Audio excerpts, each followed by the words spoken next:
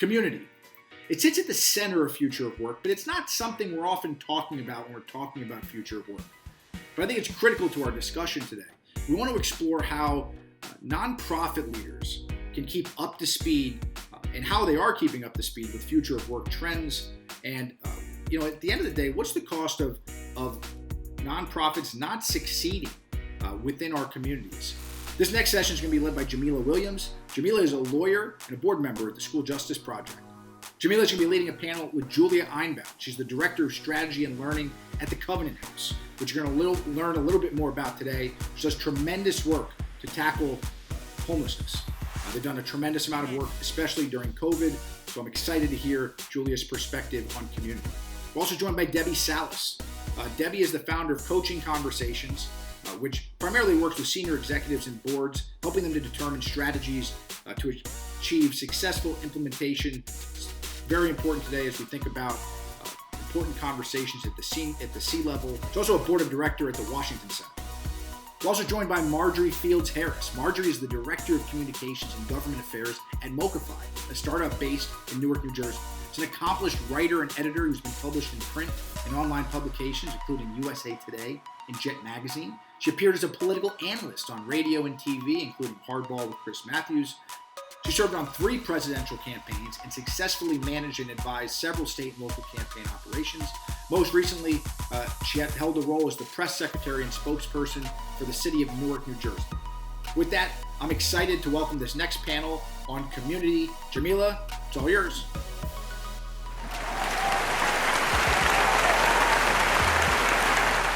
Welcome to the next panel on the future of work. As this panel, we are going to discuss community and how the community and community activists can be involved in what the future of work looks like. Starting with our first panelist, Marjorie, can you please introduce yourself? Sure. I am Marjorie Fields-Harris. I am the Director of Communications and Government Affairs for MoCaFi, which is Mobility Capital Finance. And we are in the business. If you want to hear a little bit about MoCaFi, it's a fintech. And ironically, MoCaFi was founded in 2014, right after the Michael Brown killing in Ferguson, Missouri. And I think what's so interesting is, like, post George Floyd, we've seen what the impact of a movement could make. And so MoCaFi was founded as a means to address the needs of Americans who are unbanked or underbanked around the country. And that number varies anywhere from 25 to 55 million. And so these are the people that have fallen within the margins of the financial services market. So MoCaFi was founded as a way to bridge the gap, close the racial wealth gap, but also address the needs of financial services of people who've been left in the margins. And we are doing some really good things. And the work has really stepped up now during the pandemic, because, as you know, a lot of people receive their payments through the economic stimulus payments. They receive those payments via digital or electronic fashion. And there were some people who never received checks, because a lot of people use check cash in places or pawn shops or alternative services that kind of fell again in the margins. So MoCaFi, we've been stepping up our efforts to really try and reach out to people during this time and ensure that people will have access. So that's a bit about MoCaFi and me, and just glad that we're doing some good things that right now I think are very timely based on what's going on around the country. Thank you, Marjorie. Wow. I can't wait to talk some more about that. We'll move on to our next panelist. Julia, about you. Hi, thanks. I'm Julia Einbond. I'm the Director of Strategy and Learning at Covenant House, New Jersey. We are a youth homeless shelter. We work with young people who are marginally housed or street homeless and survivors of human trafficking. We house, on average, 200 young people a night in the state of New Jersey throughout our 7 sites, north and south. And we employ over 100 staff to service those young people who are in 24/7 staffed buildings, 365 days a year. We don't close our doors at Covenant House. as part of the support we provide to our young people who are ages 18 to 22, we assist them in searching for jobs, finding jobs, maintaining jobs. We assist them in strengthening the resilience they need in order to obtain and maintain housing. Often that involves building skills around social navigation in the workforce and with professionals like landlords, physical health and well-being, how to be well when you're living independently at a young age, and a range of other services. I could go on and on, but I will defer to the next panelist. Thank you. Thank you. I'm sure we're going to get into some of that in a few minutes. Moving on, Debbie, how about you? Hi, I'm Debbie Sallis. I founded an organization called Coaching Conversations to help leaders build legacies. So that's the domain I'm in. We do that through creating actionable strategic plans, implementing it with effective teamwork, and I partner with executives on executive coaching. So given my work really is both for-profit and not-for-profit across cultures and domains really, that's why I'm delighted to be a part of this conversation today. So thanks for inviting me. Great. We're really, really happy to have you. I will go back to you, Marjorie. I know that you said that the work that you've done has gotten, that much more, I guess busy would be a word, that much more meaningful, impactful in recent times. Can you talk about a little bit how you work with the community and what goals you have for your community work going forward?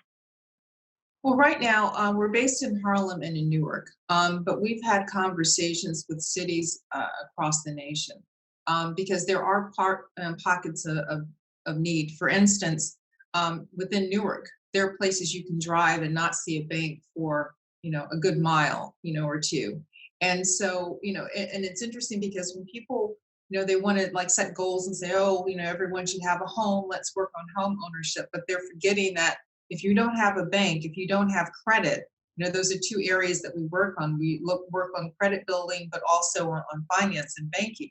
So if you don't have the basics, then it's hard for you to think about getting into housing. So we've been identifying and working with cities. For instance, New York has been interested in enhancing their municipal ID card, which is, the municipal ID card is for people who don't have a driver's license. So a lot of homeless people, veterans, people, again, who are like in the margins of society have the municipal ID card. They use that for, I think you can put a bus fare or you can put transportation fare on it. So we've been talking to cities that have that about adding a banking feature, such as MoCaFi, partnering with them so that people, again, who don't, can't afford to go into a Chase or Wells Fargo, some of the big banks, and bank every month, then they can use MoCaFi, which is the digital bank, to handle their financial service needs. So we're getting out, and then there are people that we don't think about. There was a young man working at a TV station. Our CEO was on an ABC program called Here and Now. And there was a young man who worked as just like a production assistant. And he said, well, is this something you think I could get into? And, here's a young man who's working, but he can't afford the $12 or $14 a month that a bank will charge, or a $30 overdraft fee if he's overdrafted. And so it's things like that a lot of, I think, we haven't thought about in the past that is really significant to a lot of Americans today. So that's really how we're getting out into the community. And like I said before, during the pandemic, it became very clear that there are a lot of people that are still suffering and who need services like that. So we anticipate, and we've had conversations with members of Congress who have said this would be great, particularly in rural communities. Like we don't even think about that, but in some rural communities, there are no banks, but they do need banking services. So that's another area that we're beginning to target across the country. Wow, that's great. And it's interesting what you said about Newark and the lack of banks. I do a fair amount of volunteer work in Newark with young people. And it's interesting as they prepare for their interns, we work to help get them paid internships during the summer. And one of the big things that comes up at the beginning of every summer is how few of them have bank accounts, have a bank that they even know exists within their neighborhood, because that's the only way that they can get paid. So it's really, really great, the work that you guys are doing. And announced too, I'm interrupt, but we just announced that we partnered with the city of Newark for their summer youth employment program. And we just kicked it off last week so that youth participants can set up an account with MoCaFi and they'll have a direct deposit. So it'll be already in their bank account. So this means that they'll have a bank account, they'll have a debit card, which is MasterCard, and they'll also have access to our credit services. So this, it's small things like this that will begin to, address the wealth gap in certain communities, because now these kids will know how to bank and then they can help their families and people in their community. Wow. And Julia, I imagine that some of these issues with, the young people that you work with have more issues than just wealth gaps, but how do you see their future going forward with work? What type of programming do you offer, or do you think would be really beneficial at a community level to help get young people in a better position going forward? Sure. So we work on access to work with our young people day in and day out, and it begins with our young people, but it also begins with employers. Our young people, in order to have access to jobs, need to have an opportunity to have their resume pulled out of a pile. And especially now where unemployment is soaring, even among skilled workers, young people who have little to no job experience, good or bad, have even less of a likelihood of having their resume pulled out of the pile. So access is a really big factor, and we have success in that area by working directly with employers and helping employers to see the value in training and skilling our young people to do jobs and become community members in their companies and stay with them for often years, climbing the ranks, which is sort of the second issue, which is about skilling. Pre-skilling young people for jobs is a critical resource, and we can't do it alone because each job requires different skills. When you start a job, you develop a lot of skills while you're doing it. But if you lack the understanding based on experiences of your own or people around you, or sort of stable, supportive places to be to talk about those experiences, then those early challenges can be really big setbacks. So having a pre-skilling opportunity to get young people ready and to determine if they're ready, because some young people aren't all going to be ready for the same opportunity. Some need some time to take a minute, do a certificate program, figure out what exactly their skill set is, be supported to find the right fit so they can be successful. We find in Newark and throughout New Jersey that actually getting jobs is not very hard. It's holding on to jobs. And we see a lot of mismatches, a lot of employers who are not understanding, a lot of lack of skilling programs. We've actually worked with One Huddle for some time now and are so appreciative of One Huddle's gamified approach to a lot of the curriculum pieces that our young people need and use in order to get ready for jobs. And that's been critical sort of to help young people when they're in their housing circumstances, whatever they are, that everyone can have access when they have a roof over their head and internet, which is sort of the backdrop to everything that I speak about. A lot of conversations are happening right now about the future of work, as you mentioned, in different contexts, and talking about workforce development, workforce opportunities, and programs are sort of abounding on Zoom and Skype business and all of that. But if you don't have a place to live, you cannot access those and you cannot stay consistent. It's not possible. Public internet access used to be something available to our young people at libraries and Starbucks and McDonald's, and now it's really not. Putting your mask on and finding a safe place to be for upwards of an hour, that's really challenging. So what we're doing at Covenant House is we are providing those safe spaces. We've kept our doors open at every one of our sites since the first day of the pandemic. We are, dealing with all of the ventilation, filtration, everything you can imagine for a facility that, unlike schools at the moment, is staying open to provide opportunity for young people to be in their virtual school, right? It's a little bit of a double standard. Schools are closed because it's not safe to be there, but if you want to provide access to virtual school, then you have to stay open to be the virtual school. So we are becoming experts in areas we have never been experts before in.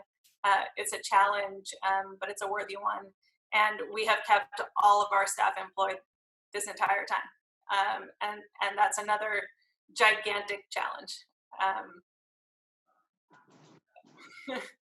Thank you. I'm just going to follow up quickly because I know you said that skilling is, the skill gap is a huge issue.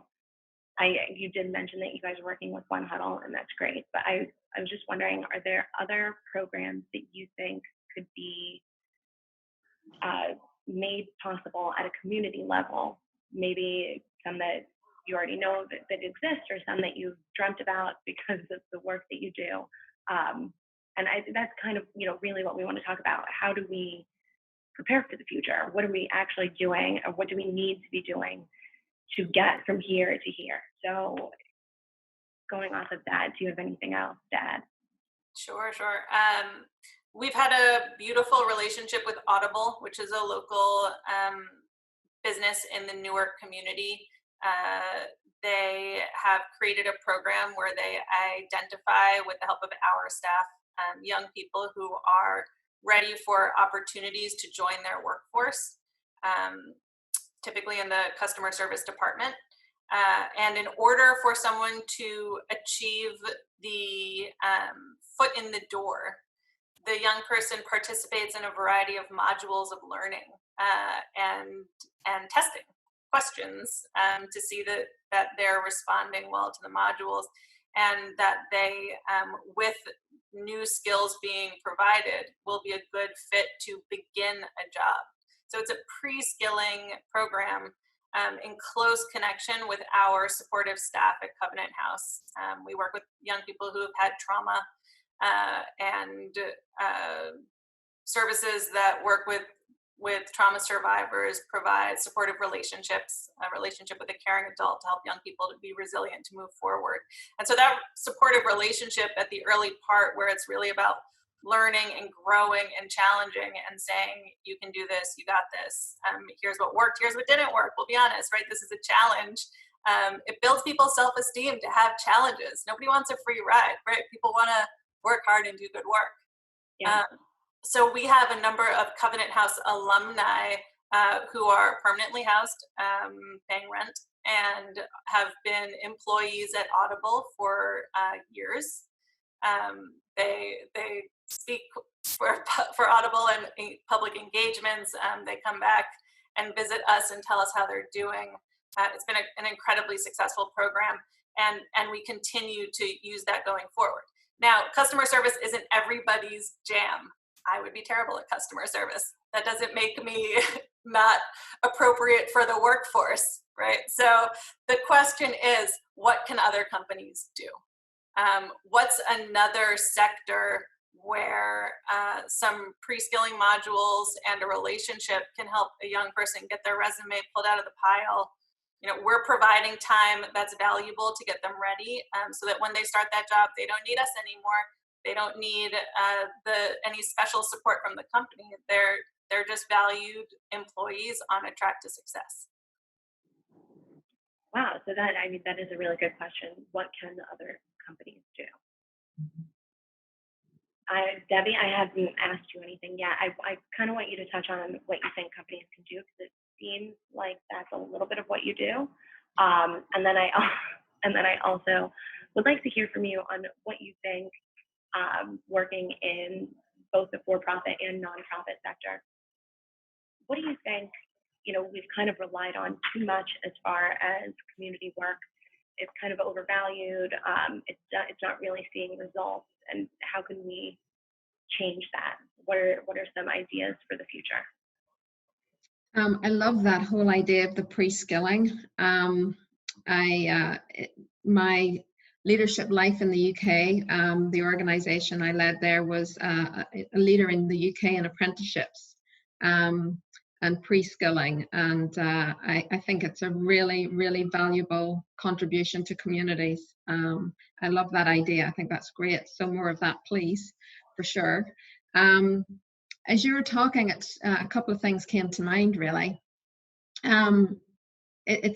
We are in the middle of clearly a number of pandemics, so there's a lot of stuff going on, and the backdrop as I think about this is, and going on to the question about what does that mean for the profit and not-for-profit, and where might these things actually collide or learn from each other. In preparation for this call, I was genning up on some old stuff I'd read some time ago on the last recession. And I know it's a debate as to whether or not we're actually in a recession right now. But back in 2008, not-for-profits did not do too badly in terms of surviving and in some cases thriving through that last recession. Now, it's true that it was more the larger not-for-profits that sustained themselves adequately coming from that. But employee growth in that sector was something like 17%, whereas in the for-profit sector in the same period, it was static. So that says to me something important, that the not-for-profit as a sector is the third largest employer in the United States, behind manufacturing and retail.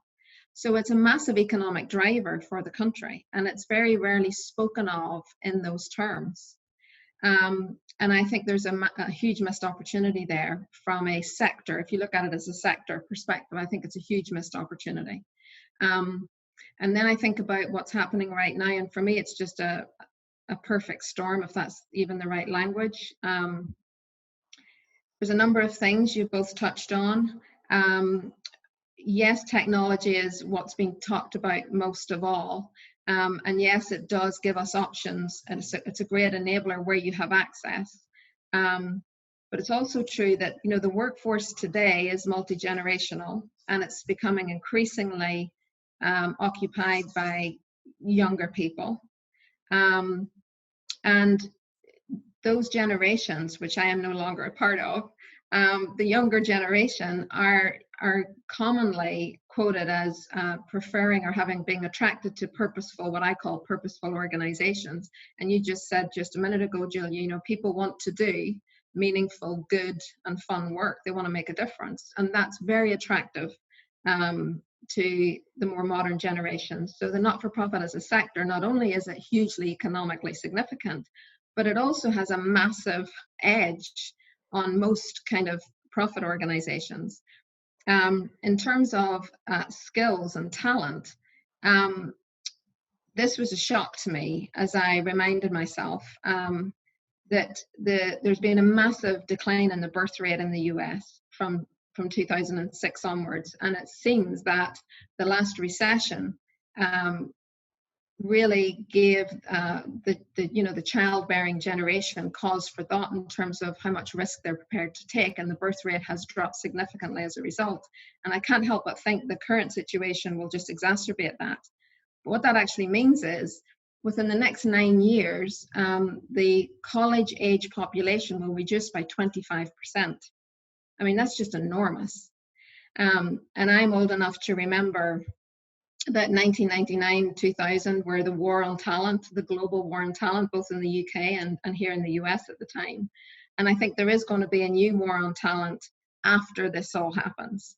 And it probably will be fought on quite different terms. I personally think the not-for-profit sector is very well positioned in that new world based on the learning that we're having now, as well as the fact that all the studies are showing that compensation and benefits actually is quite comparable between for-profit and not-for-profit sector. I'm not saying it's more favorable in every case, but it certainly holds its own in most cases, maybe with the exception of finance. So all of that is basically to say, I sometimes have a frustration with the not-for-profit sector in the way sometimes we talk of ourselves as an implied or explicit poor cousin to big industry.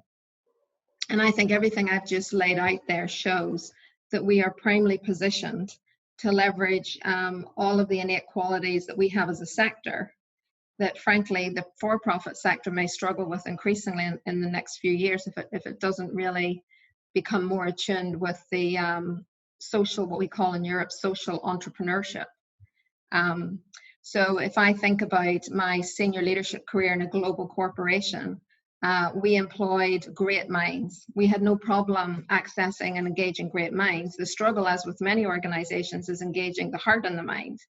I work in the not-for-profit sector, and I work with people who are hugely passionate about the mission. And I would love for the not-for-profit business sector to become more assertive in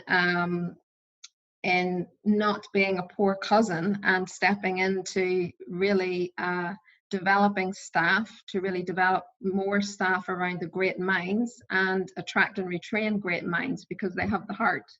And the heart is everything. I can train somebody to technically do something, but I can't train for attitude. You know, it's very, very difficult to train for attitude. So I think we have an innate strength within the sector on a number of dimensions, which have not been as tapped as much as I think we could and should tap them. So that's kind of where I come off at a more general level around how well we could be positioned. But it is true that it's the larger organizations who are more able to withstand a time of recession. And that says to me, from a business perspective, I would like to see, I probably will see a lot more interest in partnering, alliances, and merger. So the smaller organizations can gain some critical mass in order to withstand the trials and tribulations of what we're going through right now. But I do think we'll be brilliantly positioned going forward for those that choose to do that. And thank you. Those are some points that I think I probably would never have considered. But you went to business school, so it sounds like you have a mind for this stuff. But following up on that, why do you think nonprofits have struggled kind of making that forward momentum that you were discussing?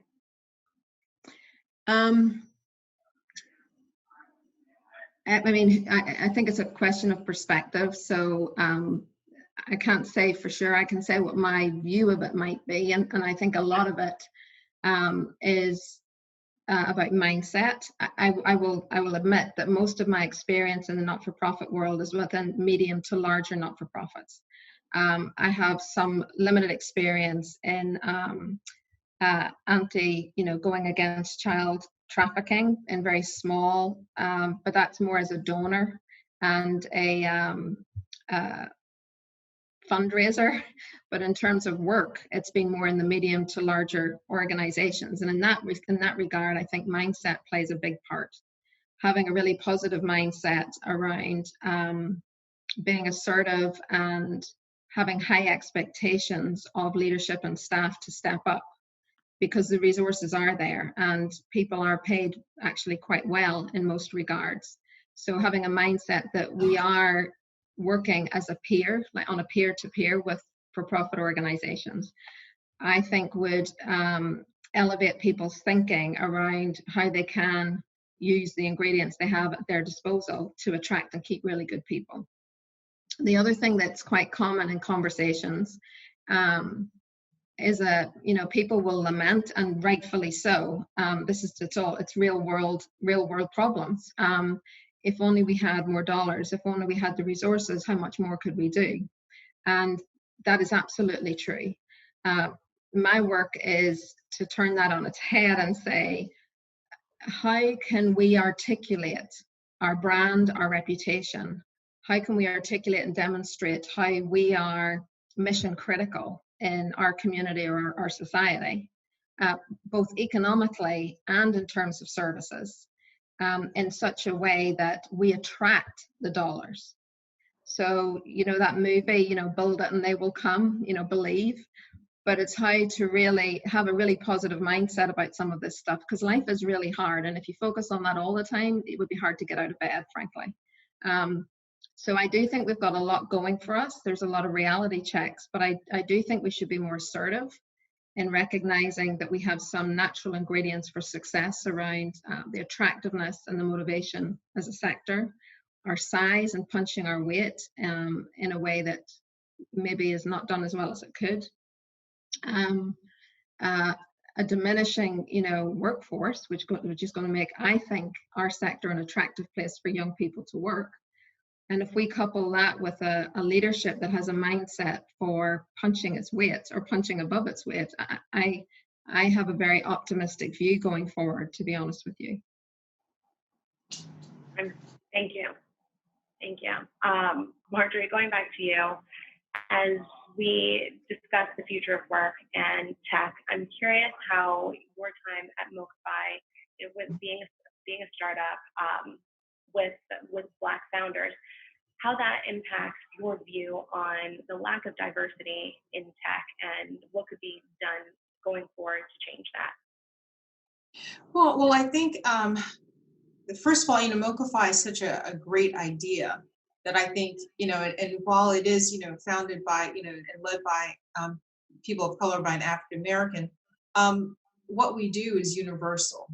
And so, and I think the advantage to, to our perspective is that we understand the community. And I kind of look at what we're going through now as the Great Reckoning. I think this is the Great Reckoning of society. And I think everyone is beginning to take a look at what hasn't worked and the people that have been left behind. And so I think moving forward, every area, not just tech, but finance, every area is going to be looking at how do we better serve the community, because whatever happens on the other side of all of this is going to change everyone. We're making history every day. And so I think that moving forward, we can look to companies, and it's going to be bigger than just the D&I. And that's the catchword now, diversity and inclusion. It's like everyone's D&I, and I think there's another letter now they've added too. But it's like, I think that it's got to be bigger than that. It's got to be mission driven, because again, people during the pandemic are hurting, not just in healthcare. It's, it's put a light on the fact that people have fallen into cracks in healthcare, in banking, in finance. And once we come through this and, with whatever happens with the economy and with jobs, I think that every area is going to be looking to how can they better serve people.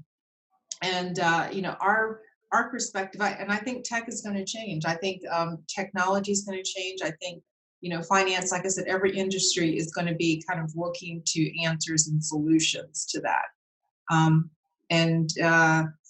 So I'm hopeful in that regard. I think that, this is going to change the perspective for a lot of people moving forward.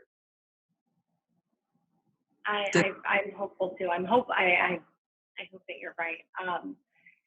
What are some ideas, and I don't mean to put you on the spot, but if you have them, on how that can change?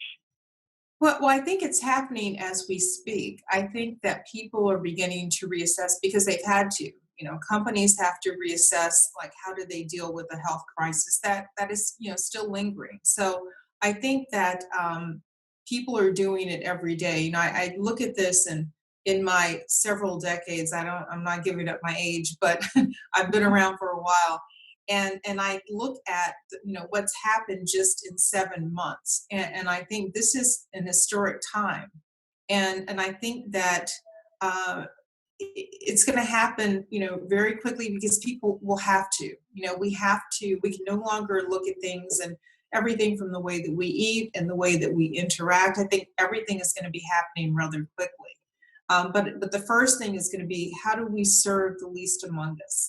And, because that's the only way that we'll be able to move forward. We cannot continue to, look at, people, I think about the grocery store workers who, people fought and said, oh, $15 an hour is too much to pay someone. It's like, yeah, but they were the ones on the front lines, the people that we didn't want to pay $15 an hour, the ones who were out there making the sacrifices when the rest of us were sitting at home. And, so I think that it's going to be, that type of thought. And that it's going to really move society forward. And honestly, I was so happy to be with MoCaFi during that time, because we were already on the phone saying, okay, there are going to be people, who need to get their money. And, when you read stories, you read the news, and it's like there are people who still, got their stimulus checks in the mail, and, they thought it was just like junk mail and threw it out. So these are people that didn't get money that they needed because they didn't recognize it. So, we are in a business and uniquely positioned that, we can begin to work with people and communities and solve some of these problems. So that's why I'm really happy to work with MoCaFi right now. Thank you. And I know Marjorie, if I might just say, I love to hear you say that you're in a business. That's so much part of my point. I'm very deliberate about the words I use most of the time. And I do use the words deliberately and not for profit. Because being a not-for-profit does not mean we don't make money. It doesn't mean we don't create wealth and value. The fact is it goes to mission-critical resources, including payroll. So even the terminology we use about the work we do, I think, could help us a lot going forward in terms of how we're perceived as an economic driver in the country, frankly. So thank you for recognizing that you do business. Yeah, and I'll add too that at Covenant House, it has historically gone without saying that we are a primarily Black organization with Black staff and Black clients. And it's no longer appropriate for that to go without saying. So it's now important to talk about that. And it wasn't important before, and we missed that, right? So here we are now saying it's important for us to talk about that. We did increase our essential workers' pay by $2 an hour. We thought that was a moral obligation in order to ask those staff to come to work. Those were primarily Black staff. And our young people, the clients we serve, are 87% Black. And they are with us getting ready to start their lives and start jobs. And for companies that are looking to become stronger now, to add a youth voice to their company, they also have an opportunity to add a diverse voice to their company and become more inclusive. And that shouldn't be overlooked. That's a benefit to companies right now to become stronger and get ready for the years ahead. And another reason to look at Covenant House. Yeah. And I know this is not about technology. However, I must say that your point, I think that Marjorie made about how much has changed in such a little time. I mean, could we honestly, 6 months, have honestly believed we'd be sitting here, social distancing, not traveling? Oh my gosh, we just couldn't have seen it. And technology and COVID together have been an accelerant to a total reimagining of everything. And I think both worlds, profit and not-for-profit, but the world, one wake-up call is going to be, the time of saying, we have made change, look how far we've come in 20 years, really? People are going to say, 20 years? That's a lifetime. I mean, that's history. That's gone. Now we realize, I think, like most of us knew before, but there will be an appetite for things to move and get momentum. And I think there will be an intense rejection. I can only hope there'll be an intense rejection for any conversations about just how far we've come. I think that world hopefully we've left that behind. I think we've proven to ourselves change can happen very quickly. It's painful, but my gosh, things can move quickly. We shouldn't pat ourselves on the back because 60 years on, women can run in the Olympics. I mean, really? That's true. That's so true. I kept you guys probably longer than we initially said we would, so I'm just going to get the last question, and this is for all of you. And since I just had you, Debbie, I'm going to start with you. What is your hope for the future of work? Well, I do what I do because I choose. I'm in a great position of being able to choose to work with leaders who I believe value because of the way they make decisions. I see them trying and struggling and valuing diversity and inclusion in who they bring in and how they make decisions and how they decide what to move on and what not to move on. And I genuinely believe that people who think like that will create legacy, and that will make a safer community. So my hope for the future of work is that, I left the corporate world now about a decade ago because I wanted to work and support leaders who had that philosophy. And even just 10 years ago, I was clearly crazy, stupid or courageous. I choose to think that I was courageous. But now I believe that that's not unique in the way it would have been. And I hope that it's not unique. And I hope that more people genuinely think that and make choices about what work they do, but more importantly, how they work and who they work for. So that's my hope. And my other hope for what's going on in this pandemic is a lot of the not-for-profit sector work I do is within education, civic society, and freedom of the press are the three areas that I've had most recent dealings with. And I will say that in the last few years here in America, there has been an increase in public interest in those sorts of areas for good reason. My other hope is that the engagement with the direct public engagement we're seeing right now with COVID and the murder of George Floyd and other things, it is my hope that we will see that become a commitment and not just a topic of interest of the day. So that would be my hope. Thank you. Marjorie, what is your hope for the future of work?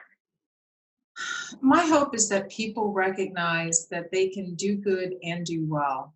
I think in the past, people, felt as though they're running a company, that they couldn't take time to also look out for people. And I think this time has shown us that, you can find ways to ensure that every child has access to broadband and a laptop so that they can learn remotely. You can make sure that people have what they need to be taken care of in the healthcare system.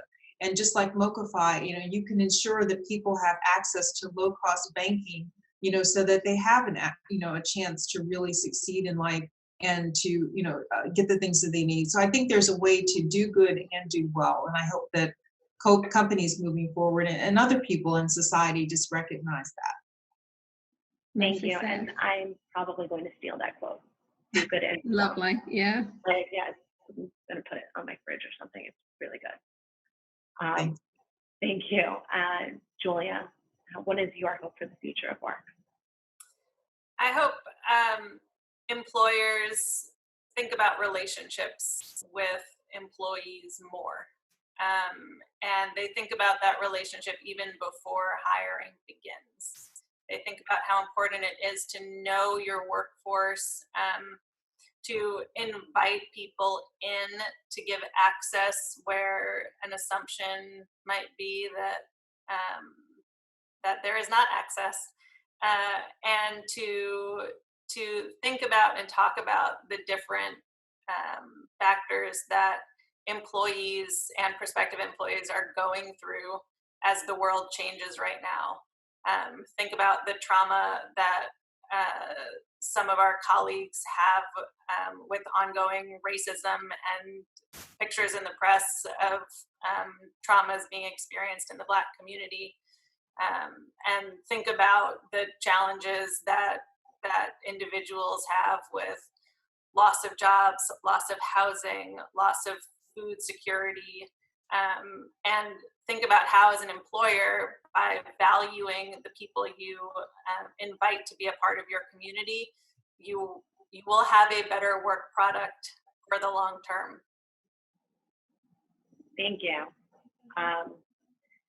This has been a really, really great conversation. I'm so grateful that the three of you took the time out to join this panel and speak with us today.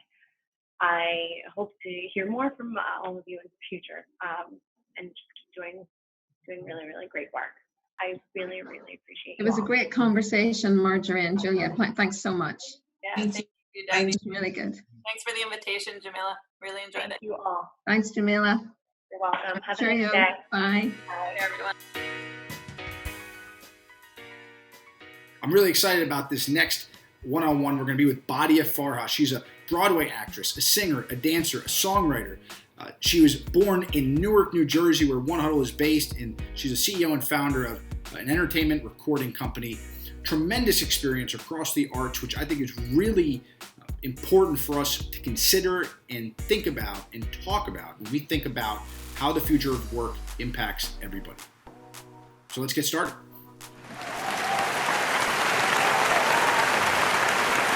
So with that, Badia, I mean, why don't you share with the audience a little bit about yourself?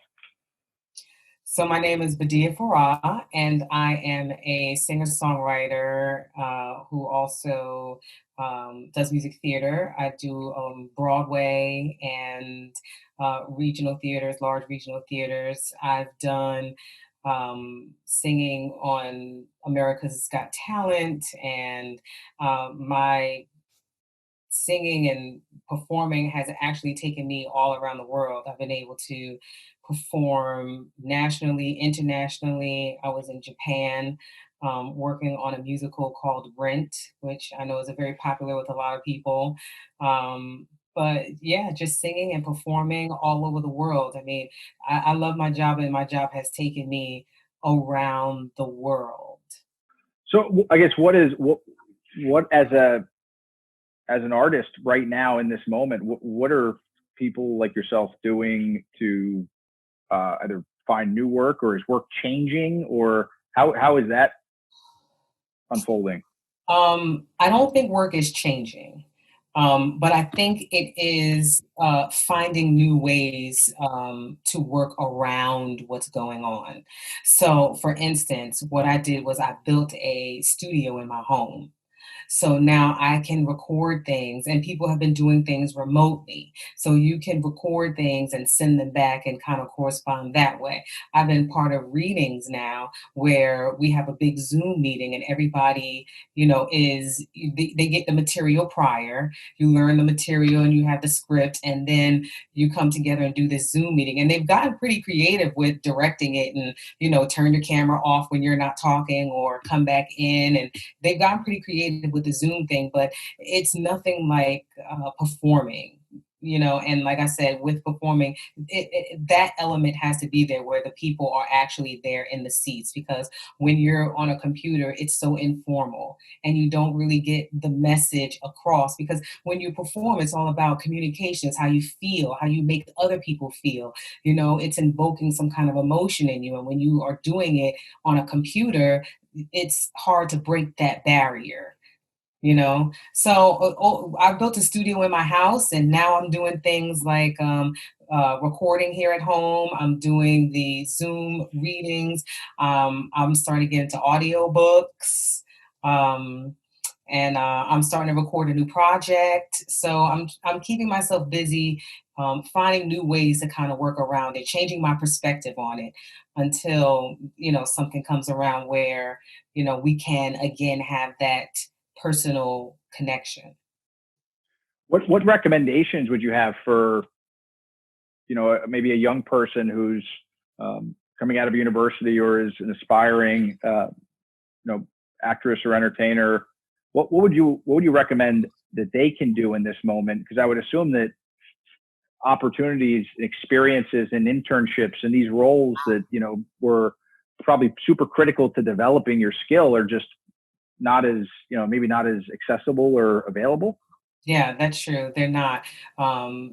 Because even with my agency is, they've shut down basically. There's only maybe 2 or 3 agents in the office. So it's not a lot of opportunity for that element right now. But what I would say to them is to continue to work on their talents, continue to hone their skills, because I don't believe this is going to last forever.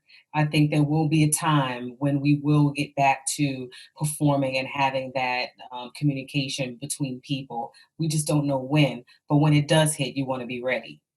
So I would say, keep studying, keep trying to make connections. There's a lot of online classes right now. A friend of mine just started a company in San Francisco, but just because it's in San Francisco, my kids took a class last week on it was the Broadway choreography for Mary Poppins. A friend of hers, and who also did School of Rock with us on Broadway. He did Mary Poppins on Broadway, so he did a master class. And we all learned the choreography to, Mary Poppins. So there's a lot of online classes right now to continue your training. So while you find a way to kind of make it through right now, I would definitely recommend taking these online classes. There's online singing classes, there's online dance classes, there's online acting courses, there's summer intensives, there's all kinds of classes and information out there that they can still take so that when the time does come, you're ready. I've always wanted to do improv. I've always wanted to, it was, as you bring that up, I just think of Masterclass, for example, which follows me on Facebook. I'm sure it follows you on Facebook too. And yeah. You see it everywhere. But I think you make an important point. Like, there's more content than ever that's become available so quickly for people. Mm-hmm. The one focus that this event we're trying to bring people together around is that the future of work is not about work necessarily, it's about people. Mm-hmm. And I can't help but think, with your experiences, music, movies, TV, Broadway, these things strike a very powerful chord in people. Mm-hmm. And think about what Hamilton has done as a more current event. What are your thoughts about the ways in which those mediums impact can come through and impact work, and maybe where they could do where they're succeeding or where they can do more? Well, right now, while we're dealing with this pandemic and people are staying home so much, if you think about it, it's the arts that's getting everybody through. It's Netflix, it's Hulu, it's Disney Plus, it's all of these apps that they have now. And that is what is getting people through this pandemic. And if you look at even the movie theaters like AMC, when they come out with a new movie now, it goes straight to demand. So the arts and the entertainment is a very important, crucial part of keeping people sane, keeping people entertained. And right now, that's very important. And we need to keep our pulse on what that is. You think about the way that the arts impact the way we view the world. Mm-hmm. I think it's fair to say that our workplaces today need to be more inclusive, need to be more aware, need to make things more accessible to folks. Like, in Newark, we work with a lot of companies who some frontline workers don't have a computer at home. So they can't access maybe certain, maybe acting classes through a computer like we may, but they can be mobile, or maybe if we figured out how to make Wi-Fi more accessible. So I think it's just more exploring how can the arts, and is it doing a good job at shifting our awareness and our attention of these things, which hopefully change behavior, especially at work or in our communities? What's so special about the arts is that the arts tell the story of what's going on.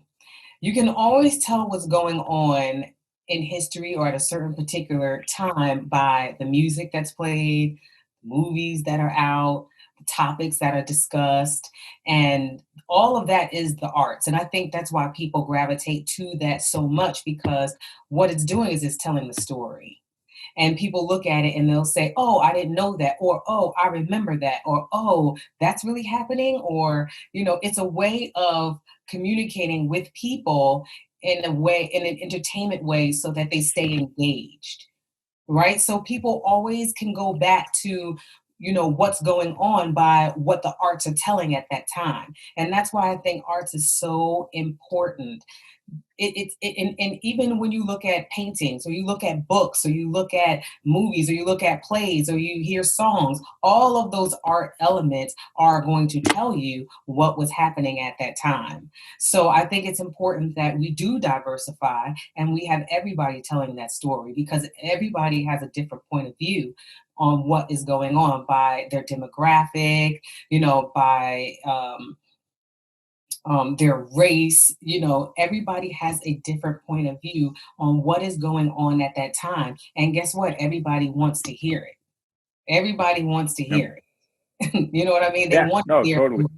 they want to hear from different point of views. They want to, especially now where there's so many ways to get the information. They want to hear different points of views. Like history now is coming from all different kind of angles, and people want to know, oh, well, from this side it's this, and from this side it's that. So the arts is so important, and in those areas where there's no, I wish we could do something to get Wi-Fi more accessible, in inner cities and areas where people don't necessarily have access to getting these. One thing that they started doing is the smart TVs, and they've come down on the price on those smart TVs, because smart TVs now are going to give you at least, a really quick way to kind of access, the internet and these other apps that they have without actually having to, have an email address or having to,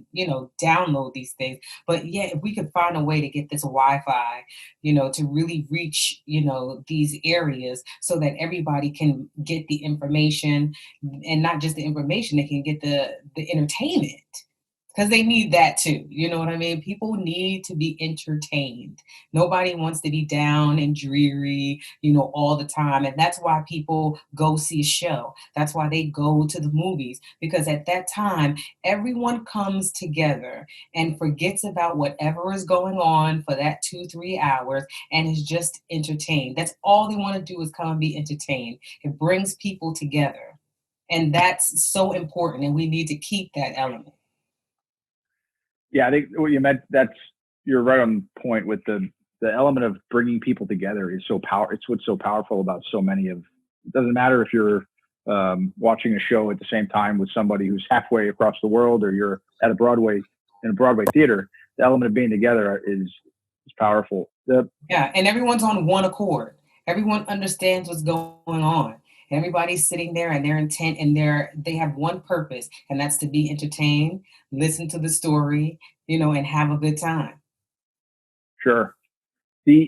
Some of the people we've talked to have talked about how, the future of work that we talk about, the days of robots, running the earth, has been this thing of future of work has kind of been accelerated because of COVID. COVID has, forced us to use, communicate this way, or has forced us to rethink how we work. And I guess in your industry and in your experiences, what has been accelerated that you think is, what are the things that have been accelerated that are a good thing? And have there been any things that have been accelerated that you think are maybe a risk or, a challenge? One thing that's been accelerated is the fact that because right now we are dealing with COVID, but we're also dealing with a race issue in this country and unrest. So with people sitting there and really addressing these issues, one thing that's come up is the diversity in theater and in Broadway. That's been a really big issue right now.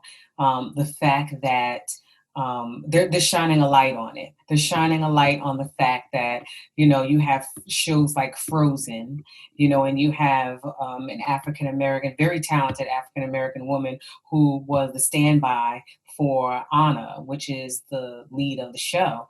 And, she got a lot of backlash from even, having that role and being able to step in, and she spoke her piece about that, so it's been people speaking up on, their shows not being picked up, or, what they've had to endure, putting their show out, or the roles that are not acceptable, or the roles that you can't go out for, or, I mean, the light has been shined on that issue right there. That has definitely accelerated. But we are dealing with COVID. So while the light is being shined, there's nothing anyone can immediately do about it. You know what I mean? But Yeah. hopefully when it comes back around, that's an issue, that can be addressed. And I can say that there have been producers and directors and casting directors who have said, I've opened my eyes and I see that, there needs to be more opportunities for minorities, in these shows. We need to have, we need to not look at a show by a Black person and say, we're taking a risk. You know what I mean? Like, this Right. should be a story that's told, and we should get behind this story and tell what this story is. So what's definitely been accelerated is putting a light on telling stories from different point of views, telling minority stories and not putting people in a box, opening up the casting so that, the different, people of color and minorities can play these roles that they traditionally think should go, one way. Now they're opening that box up, which I think is a fantastic thing. So that's definitely one thing that's been accelerated, while we're sitting here dealing with COVID and the civil unrest, in this country. Great. Yeah, totally. I'm with you. I think that there's a lot of work to be done and continue to be done. And just because one piece of work is maybe done it right doesn't mean that it doesn't need to continue. It needs to continue. I think there's this element of progress and pause. And I feel like, to your point, people need to keep their foot on the gas with progress. That leads me into my last question. I'm asking everybody, Badia, to the final question around when you think about, your category, your industry, what hope do you have? What is your hope for kind of the future artists that are coming up? My hope is for inclusion. My hope is definitely for inclusion, because arts is so important. When I was young, I always knew that I had a story to tell, and I always knew that I wanted to be part of something telling a story. Not necessarily my story, but telling of stories and evoking that emotion from people and having that connection with people. And I hope that in the future of work, because right now we have such a plethora of people who are talented, who are ready, and who will be ready when the time comes. I hope that the inclusion affords them the opportunity to be cast in roles that are non-traditionally cast one way, that the stories are being told, from Black people and other people of color, because there is room for everyone. Everyone is going to come and see those shows. Everyone is going to come and spend their money, but you have to give people the opportunity to see the diversity in the work, because it's all about the work. It's all about the work. People just want to have a good story. They want to have a good time, and I don't think people really go to see a show to get caught up in, the frivolous things of it. So if we can have inclusion and we can tell everybody's story, I mean, just think about what Broadway and theater is going to be if you can go see this show and that show and what this is about and that's it about. I mean, it's very exciting. It would be extremely exciting. So my hope would be for inclusion. That was great. Thank you, Badia. It was awesome to meet you, and thank you for joining us today. Oh, this is fantastic. I had a great time. Same here.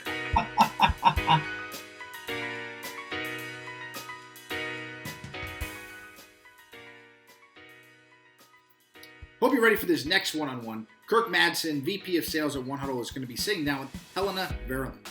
Helena, as a wild set of experiences that's going to provide some really awesome color to our conversation on future of work. Previously was the SVP of Global Strategic Partnerships and Business Development at Audible. Some of you have heard about them. Also was the VP of International Marketing and Communications at World Wrestling Entertainment, and prior to that, spent time as the VP of International Marketing for Sony. Please join me in welcoming Helena Verellen.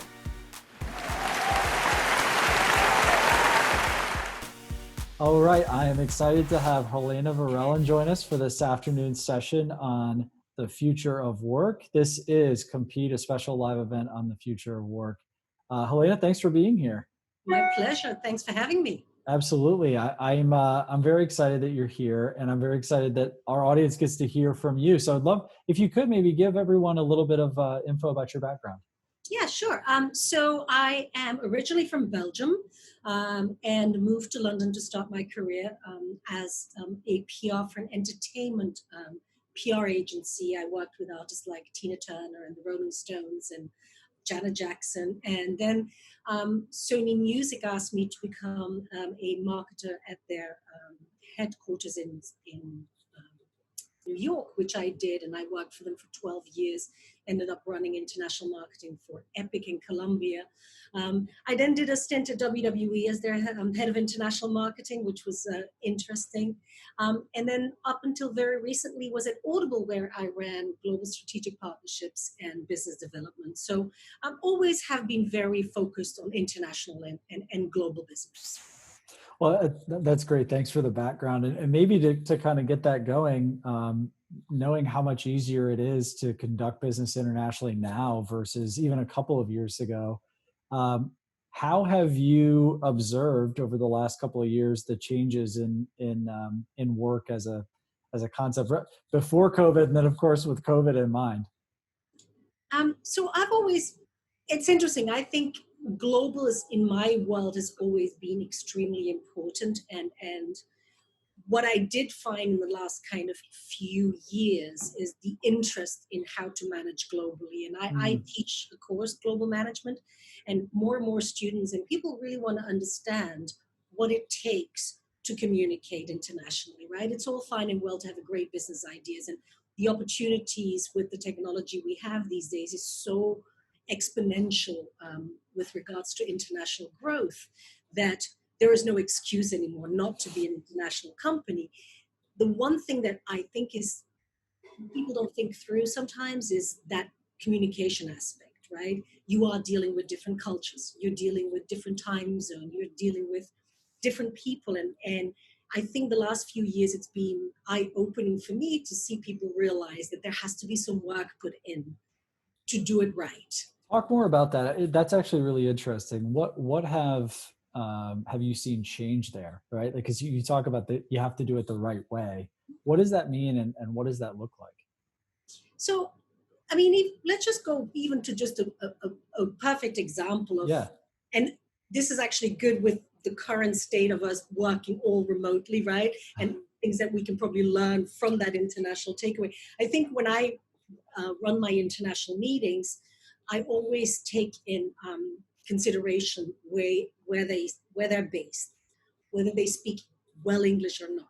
And I give those people who are not that good at English sometimes an opportunity to speak fast, to give them that kind of, because it's not because they don't speak the language that they are not smart. Sometimes those people are the smartest in the room. Yeah. You have that kind of disconnect. So I think, giving everyone a voice, which probably in today's COVID is a great idea too. So type A personality in meetings with 20 people will be talking a lot. And then you have these great ideas and brainstorm people that feel a little apprehensive. So I think as a leader in this kind of new work environment, it's very, very important to let everyone's voice be heard. I think one of the things that I've learned too is when you're specifically working internationally is think about the time zone you're doing your meetings in. We tend to, because most HQs are based either here in the US or in Europe, we're like, oh, we'll just do it in the morning, because that works pretty much for everyone. It doesn't, because then if you think about Asia, it's 10 p.m. at night. Completely different. It's completely different. I think one of the things that I've learned is that adjust. Have a meeting at 8 a.m. and have a meeting at 8 p.m. So if people optimal time for them, that 8 p.m. meeting for your Japan and your Asia office is probably like, it's 8 a.m. I'm fresh. I can come to the meeting. Yeah. So be mindful of those things. And I think, from an international perspective, it's not just about you. It's about being smart about the team you're working with and giving that opportunity to be successful. I want to circle back to one of the things you mentioned, because you talked a lot about being mindful and then just being sort of present and recognizing that there are great perspectives around the room. You mentioned prior to COVID, but especially during COVID, there are a lot of meetings that are being conducted this way. They're being conducted virtually. And it is really hard if you are someone that isn't prone to be type A and really speak up in a meeting, to have your voice heard normally. And I think it's even more difficult right now. What are some practical tips that you could give to make sure that you are drawing out all those perspectives and opinions from people that are important in the meetings you're having? I think as a good leader and a manager, give your team preparation time. Have an agenda, which these days we just don't do them anymore because everything's virtual, and we forget that a good agenda, concise and to the point, makes a difference to a meeting. So you don't have tangents, and to your point, you don't have type A personalities talking for 20 minutes and then nothing really gets achieved. So I think, first of all, set a really clear agenda, give people time to prepare, because it's better to have one great meeting than 10 crappy meetings. Yeah.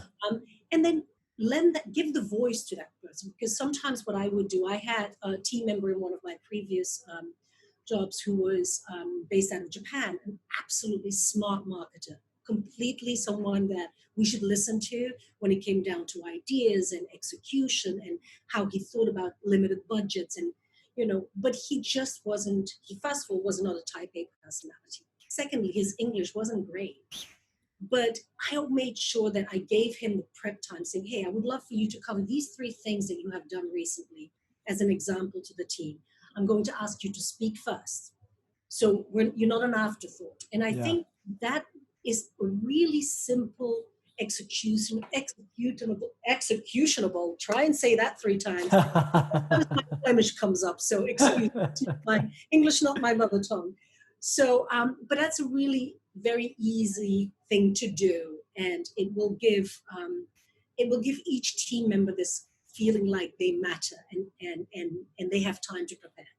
That's great. I mean, knowing that the type of team that you manage also is going to make a big difference for how many of those personalities you have and sort of the balance of who fits into which work style, whether you're a DISC assessment person or you're a Myers-Briggs type of person. Everybody generally tries to find their working style and their preference, right? So knowing your people is paramount to all of it. I'm curious, obviously you've spent so much time and have so much experience in the marketing space.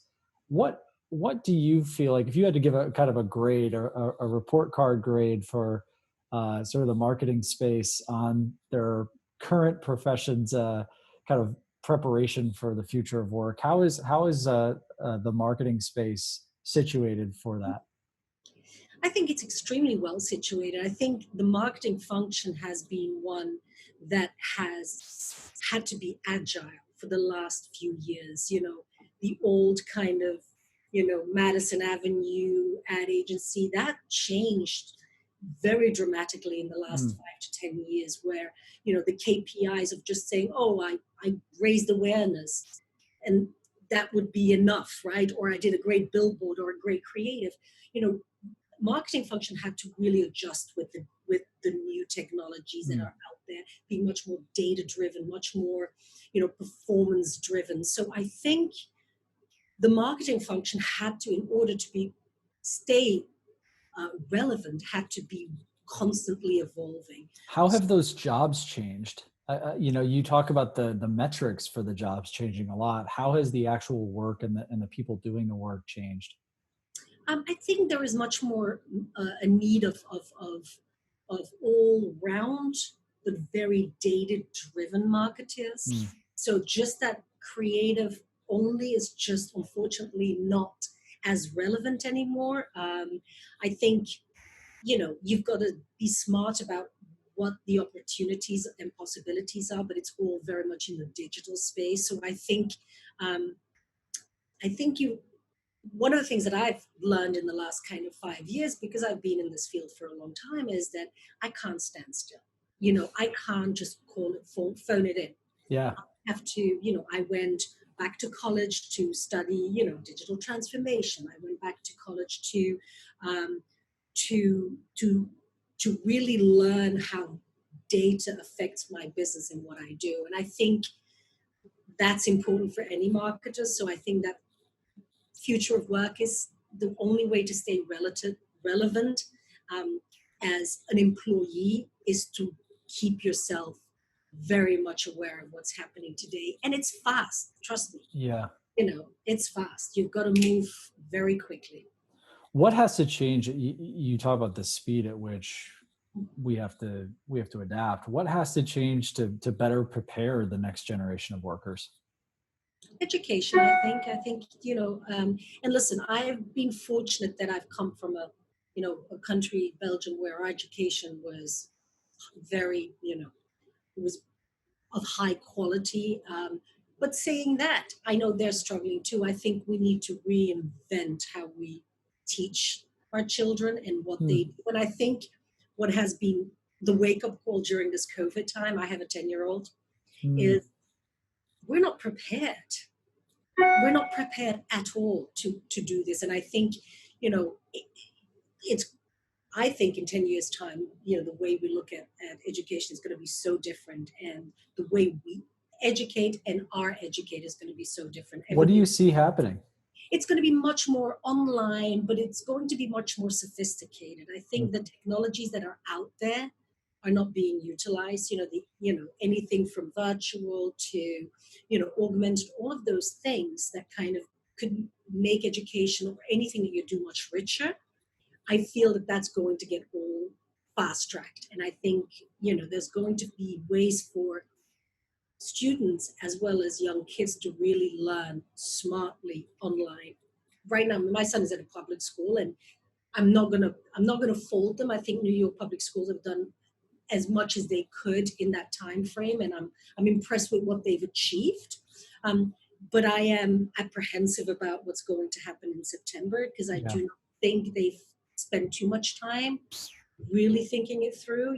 There should be a way to teach online. There should be much more interaction. We've all learned how to do it, right? I mean, we're being productive. Most businesses are doing really well remotely, to the point that a lot of businesses, my previous employer is not bringing anyone back till January because they've realized people can do it. People can, and we need to teach our kids. That's going to be the future of work, right? There's going to be definitely still that humanity that you need, that interaction that makes us humans, right? Because we're not computers. But at the same time, the way we're working now, that's what people are going to do more often and successfully. I'm curious because you've talked about managing teams globally, working globally. You've probably had a leg up on a lot of us in terms of the remote work and sort of remote coaching and leadership.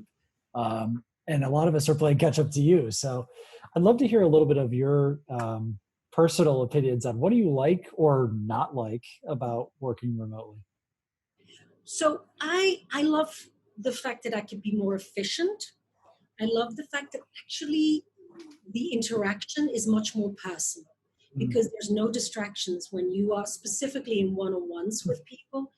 There's no distraction of the phone and someone comes in. There's always something happening. Even in meetings with 3-4, people get sidetracked.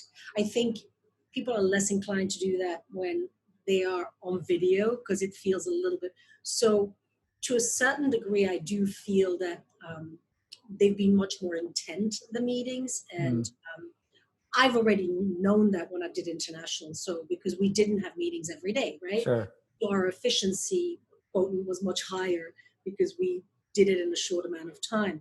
So that I love. I think what I do not like is, I'm a people person, is seeing someone. Yeah. You know, coffee chat, like a little, like you go and get your water and you just chit chat about life and things, and you know, that kind of human interaction. I that is the one big missing point. It's the same way that for international, the travel portion is maybe not necessarily to be super efficient in your meetings, but it is to get to know people, to get to know cultures, to really spend time in the market, because that will make you a better manager. It will make you a better culturally understanding manager. So that's kind of probably where I would say I miss.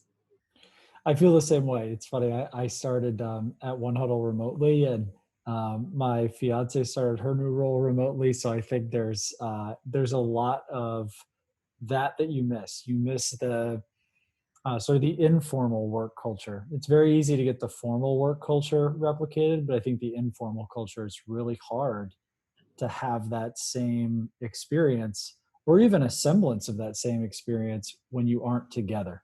Right. And I don't think there is a solution for that yet. And I've been thinking that through, but I didn't have that solution in my international. I've done it for, 20 plus years. I never had a solution that was better than the seeing someone in their home country and in their own environment. When you think about technology and sort of technology's impact on not just right now, but that is a really key and important part of our future. Do you think that solution's out there, or do you think that some of these things are just irreplaceable? Well, some things are irreplaceable. Human contact is irreplaceable. I think, that makes us different from robots, right? I mean, we're still humans, and I think you can never replace that portion. But I think there's so much great technology out there that has not seen the light or has not been used in its fullest the same way. Consumer habits are going to change, right? In the future, you've seen such an exponential increase in people buying online. Yeah. And I think that's going to go away. People still, by the way, people still want some physicality, and there's some retail and that kind of, but the way that people are going to experience products online will change to the point that people are going to buy bigger items online as long as the technology shows them what the product can do in a much smarter, a much more innovative way. And this is where VR and AR comes in. I think there's really smart ways to, showcase a car, for example, that people don't necessarily even have to go in anymore. I mean, those kind of things, I think people are going to be surprised with how interactive purchases are going to be online, and how that's going to change how they do things. I think that's spot on. We've already seen that happen with the size and scope of spending online as the years have passed, right? The average purchase size is going up, frequency of purchasing online clearly going way up. And it's gone well beyond at first it was a risk to buy online because you weren't sure what you were even doing, right? And then it became more convenient to buy certain things online. And now, though I agree with you that I think some of the analog experiences of a really well-crafted retail experience are probably not going to shift immediately. I do think that some of the higher end purchases and touch points have some real opportunity to shift and become more in that convenience realm where they're not living today. Yeah, and you have to start from that point, right? I mean, companies, and just to stay in the retail world, but companies like Warby Parker, they started online, and the reason they're successful is because they had that down. They know exactly how that customer and consumer works and what they need to achieve to get that. But at the same time, they also were fully aware that experiential, that feeling, that brand element. They had to open some stores. So I think, those companies, those brands are going to be the ones that are going to survive in this world. So you're right by saying it's not one or the other, but you have to be absolutely excellent at one thing. And the online digital portion, technology, is going to be more important in the future than the starting point being retail physicality. But it's, That makes a lot of sense. I have one more question for you, and I'll give you a second to think of this one because it's a big one. Oof, big one. When you think about the future of work, what are your hopes for the future of work?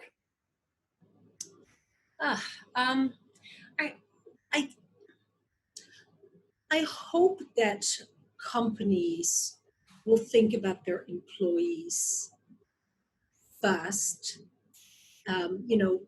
Customer obsession is something that has become more and more important for companies, but the employee portion sometimes lags behind. And I think in order to be customer obsessed, you've got to be employee obsessed, because your employees are your biggest ambassadors.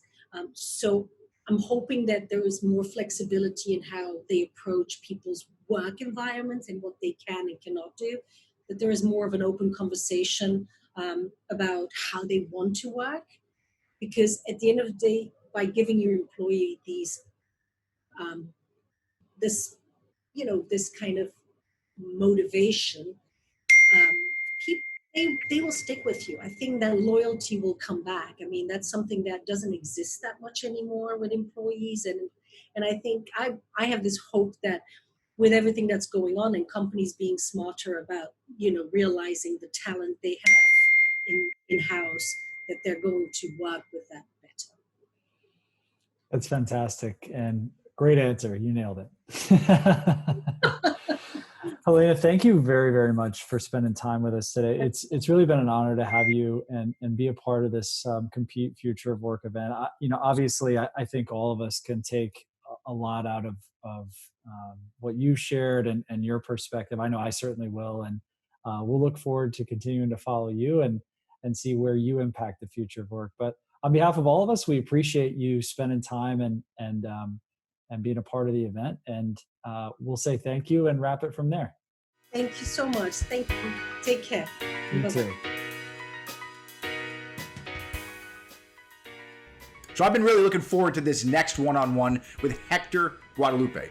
Hector's the executive director at A Second You Foundation. It's a nonprofit. They help formerly incarcerated inmates, as soon as they leave prison, train them up to become certified personal trainers, do everything from general job skill training to training for the fitness industry for certifications and everything needed to be successful. And they help them get placed in gyms and other fitness facilities. The best part, 0% recidivism rate. He's also been interviewed by CNN, and I just got done reading an awesome article that he was featured in the New York Times. Born and raised in Brooklyn, and I think that one of the most powerful things that I've learned in my lead up to talking here in a few minutes with Hector is how important nonprofit leaders like Hector, who might be first-time nonprofit leaders, how powerful an impact they can make on such an important part of our workforce. So with that, let's get started and welcome Hector Guadalupe.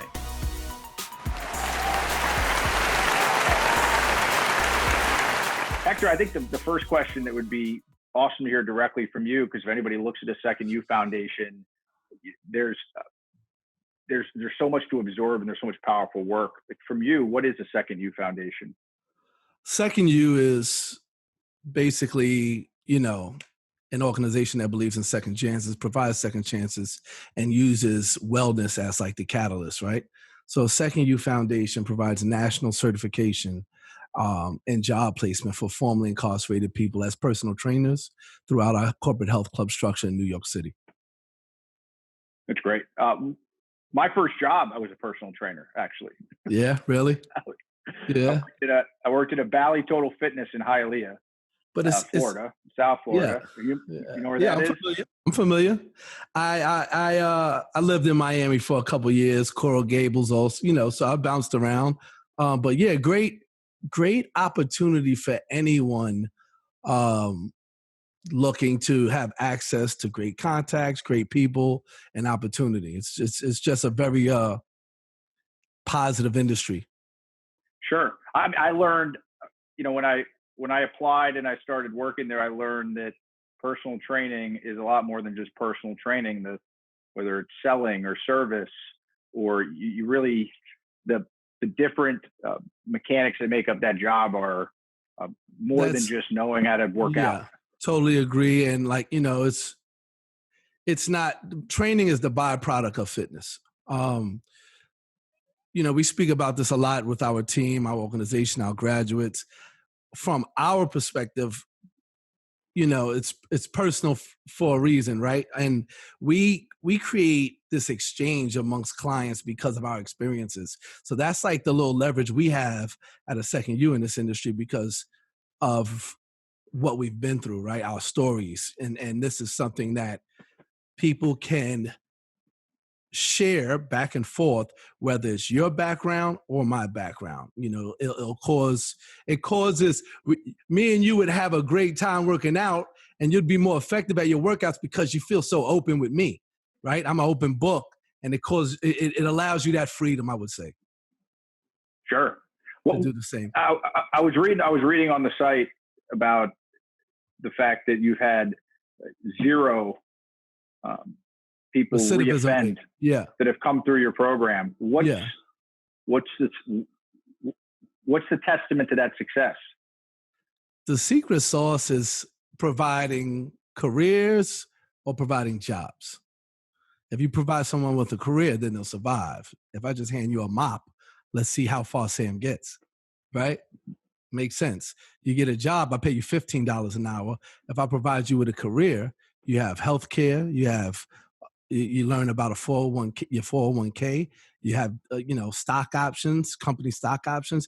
You know, they start at $35, $40 an hour, top out at $100 an hour. So if you're able to provide someone with such a valuable job with community behind them, how are they ever going to go back? Totally. The question that I have, you would think that people that are court involved, that go into the criminal justice system, as they prepare to re-enter, that there've got to be all types of job skill programs and job training programs. I mean, you would like to think that as a society that we provide people with every opportunity to get back on their feet. What's the reality? People in prison don't even hear about those organizations. So no, we don't provide people with anything, society-wise and governmental-wise and statewide. We don't provide anybody. Everybody just cares about they're just happy to have a job, from correction officers to parole, federal, people that supervise these men and women. You know, it's very limited. Their resources are super limited. You know, you come out, I spent 10 years in federal, I had 10 to life in federal prison. All I did all my life was sales. That was a skill that I recognized in myself. So this is something that we provide to people just like myself, right? Because they're not going to do it for you out here. They're not going to go that far.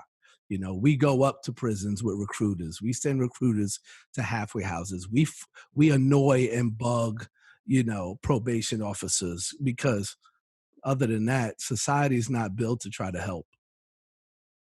What can companies do? Like, I'm sure in your work, you spend a lot of time talking and interacting with companies, and I'm sure you talk to HR groups and recruiters and people in charge of interviewing. And I read something crazy the other day about the percent of jobs that are immediately not available to people that were incarcerated simply because they had a felony offense on their record. Just automatically, like 65% of jobs, you can't even get them. Yeah. What is your suggestion? If you could write the policy that were to get us all in the right direction, what would that be, especially for HR? It's about, HR teams need to be educated. They're not educated on dealing with specific populations of people. They need to be taught language. They need to be taught better hiring practices. There needs to be a cultural shift in all corporations throughout America.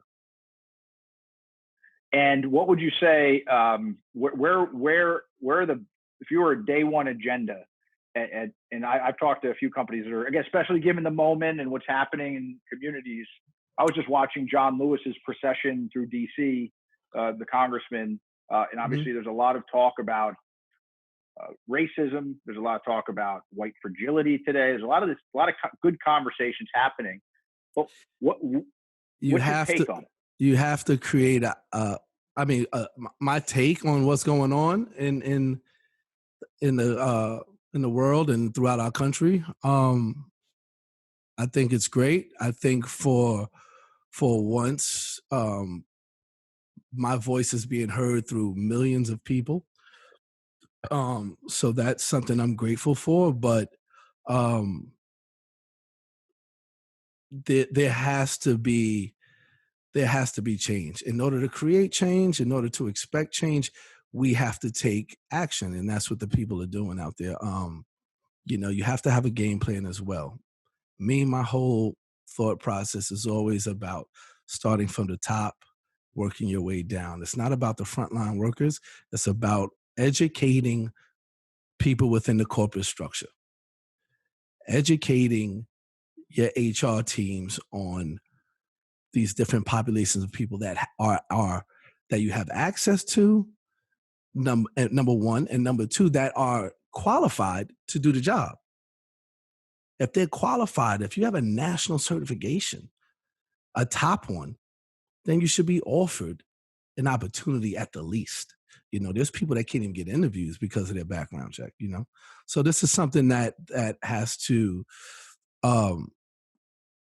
be worked on internally, and it has to be used with thoughtful measures, right? Well, I'd love to hear a little bit more about your specific offerings. Where have you found, because as a nonprofit, you only have so many resources you can stretch with your work. I guess, where have you found the biggest impact areas that lead you to 0% recidivism? Just creating different avenues, sponsorships, endorsements. We engage in a lot of corporate speaking engagements. We talk to communities, now obviously everything is virtual, but we have corporations that hire us to educate their staff, to speak to. So we have a community of people that are involved. We have, corporate wellness initiatives that help staff, owners, CEOs get to know these men and women by working out with them, and next thing you know, they're like, wow, this dude's just like me. And it changes the narrative. It changes the story. It changes that underlying thought you used to have in your head when you thought, oh, so he did time, he must be a bad person. So engagement, I would say overall, just engagement with with our men and women, our graduates, and those from the other side. And next thing you know, it's you see communities bridged. Yeah, I've never thought about that until we've been talking. Exercise has always been a vehicle. Mm-hmm. Fitness is a vehicle, and it's interesting the way you're using it as a vehicle to make introductions that change people's perspectives is pretty awesome. There's only two industries where people from every walk of life, every industry all meet. Restaurants and gyms. Yeah. Yeah. I tell people, especially our guys, being the best that you can be at a location, at a corporate health club location, you're going to meet people from everywhere under the sun. So it's been that industry itself is just very strong when it comes to empowering people from no matter where you're from, no matter what situation you're in. It's a very strong community. Sure. Has COVID is like the elephant in the room right now. How has that impacted your work with gym closings and people going outside? Oh, man. We kicked COVID in the ass. When Washington had its first few cases, we watched it from obviously abroad, kept our ears to the street, the news, right, media. And as soon as it touched Washington, we closed shop and we moved everything online. We moved our services online for our clients. to protect them because we knew New York was going to get hit bad. And we also, so it's really just about being innovative right before the problem occurs, right? And that's same goes for all of our businesses throughout our cities, right? COVID at the moment is here to stay for a little while. And it's about being innovative, being sharp on your toes, and being aggressive out here in order for us to survive as a community. Sure. We're talking about future of work. Is there anything that you're seeing on the front line that maybe is, accelerated work or the type of work given the COVID moment? I think each and every company, and, in order to get the best out of your teams, people are working from home. A lot of people have a lot of options of having more time on their hands. In order to keep people engaged and productive, you're going to companies need to add more cultural structure. The more culture, the more engagement. These kids today, they want to know that you're on the side of good. Because if not, as soon as they find another opportunity, they're leaving you. So, old school ways of thinking have to change. Incorporate health and wellness. Incorporate, guest speaking. Try to do as much as possible to feed the souls of your employees in order for you to stay afloat. Yeah, it's funny. Like, even though we're all more connected, you got to get them to huddle up. Got to get them to huddle up. Yeah. Oh, I'll take that one. Yeah. But it's like we're physically apart, but we're connected more than ever with technology. But I'm starting to hear it. I'm starting to hear the grumblings even right now of people that a few months ago were like, "Oh, working from home is great," and now they're like, now it's flipped almost. People are almost getting antsy. Totally. Not only that, we haven't seen the effects of what's to come from. I got clients who been in emergency rooms for anxiety recently, and a lot of this hasn't even hit the surface yet. People have been trained to work from their computer 12, 13 hours a day from their apartment, no family members, no company, scared of being in public because we're limited to movement in spaces, and there hasn't been enough engagement from their senior advisors and people in the company to rally. You know how you used to rally in person. Yeah. Like you have to create it. We just created a safe and healthy wellness retreat with our team within the CDC guidelines, and there was waivers and there was masks and there was enough property for distancing and sleeping quarters. You have to do it. You have to create that huddle in order for them to understand that they have a community. So at the end of the day, it's community building, and we have to find safe ways to still join as one. Right. We can't just isolate. No, it's not going to work. They're going to fold. So even the term, it's funny, when you think about social distancing as a phrase, it's like, I want to be physically distancing is good. To be socially distanced doesn't make any sense, but somehow that's become the term that we lean into. It's an incorrect term. Socially distancing is going to send people to the hospital. It's like you said, it's just about when moving in spaces, being safe physically, being respectful for one another's health concerns, right? And rebuild our communities, rebuild our structure, rebuild our brands, Yep. What suggestions do you have for me and who I try to move more than 4 feet in any direction during the day. But being right here, my schedule becomes like a 7 a.m. to 7 p.m. You get zoomed all throughout the day. Zoomed out. What can people from home do that you've been seeing to be able to just make up the steps that they're missing? We're huge believers in routine outside of work. So with this time, with Sam's on back-to-back calls 10, 12 hours a day, creating some sort of space, whether morning or your evening or your weekends, where there's a routine. If there's not a routine in place to serve you physically and mentally, you're eventually gonna burn, and we're big, obviously, because of also serving a lot of time in prison. We're big on meditation. I'm big on meditation before meetings. It wasn't long, but it was 10 minutes before I got on this call with you. So it creates that clarity, even trainers have trainers. So I have people that I hire to hold me accountable and force my body into certain movements that I normally wouldn't. So I believe creating a routine. I believe finding a community, whether it's virtual or not, finding a community and understanding that the betterment of oneself comes with creating a routine. If you don't, there's no way you're going to be able to wing, running a business from home.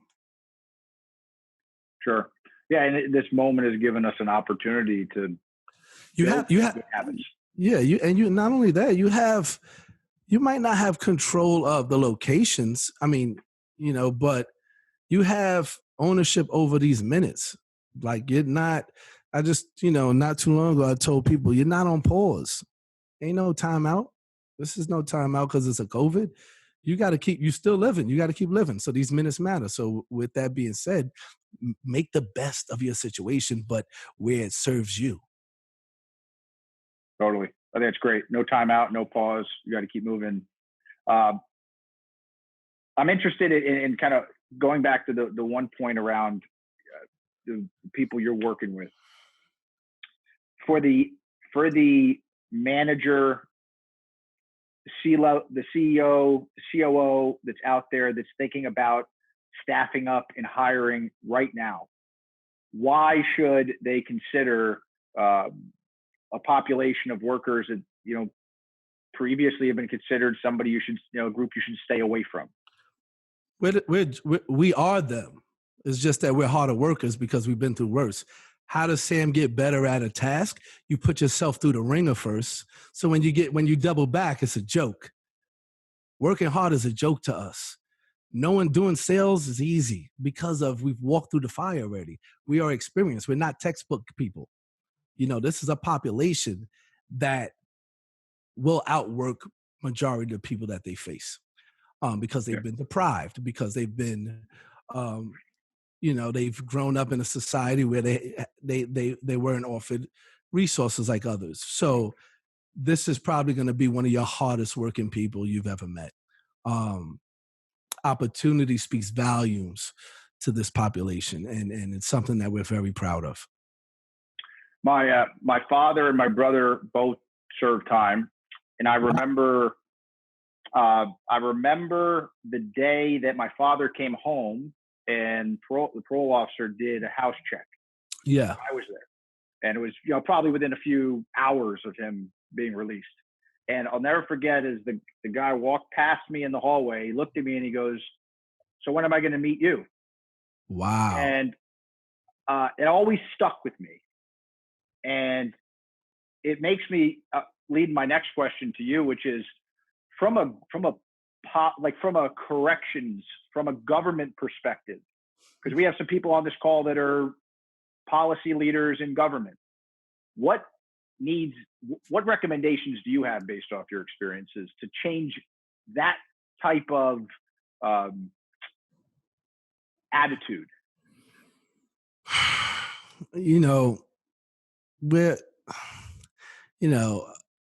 Whether it's Unibody Fitness, which is our, fitness company, or Second Youth Foundation, no matter what we're involved with, we're a ground up organization. We're a ground up community, right?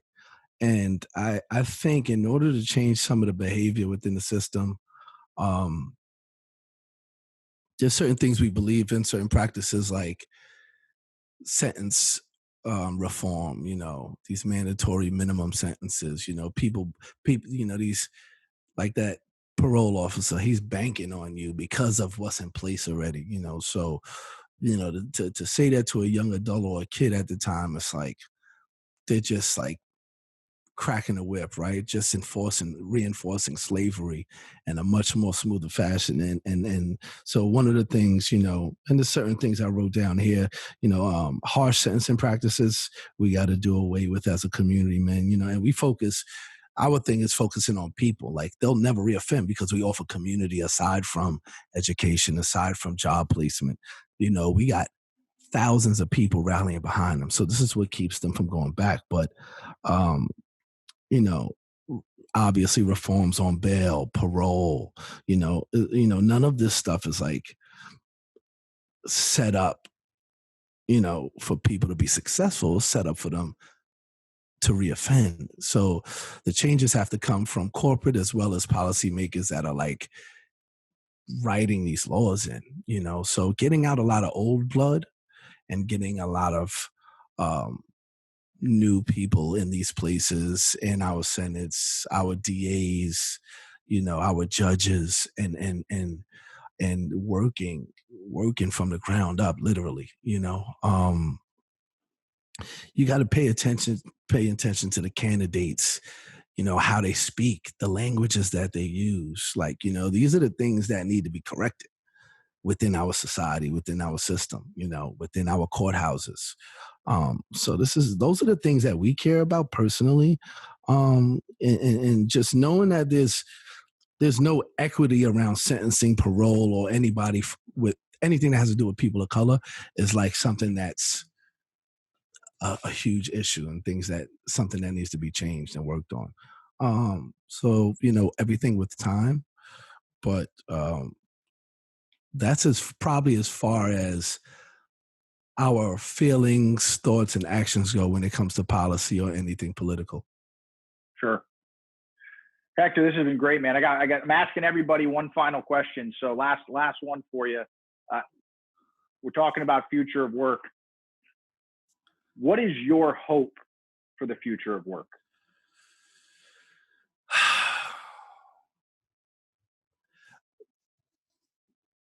Hope, creating communities that offer equity to people of all backgrounds. To me, that's the future of work. People are siding with good right now. You either one huddle with good, or you're going to be left in the dust. Period. Great. Hector, man, I appreciate you spending some time, and thank you for all the work you do. Yo, thanks a lot, Sam. Looking forward to see you. Let's get a workout one day. I'm in. You let me know. All right, will do, brother.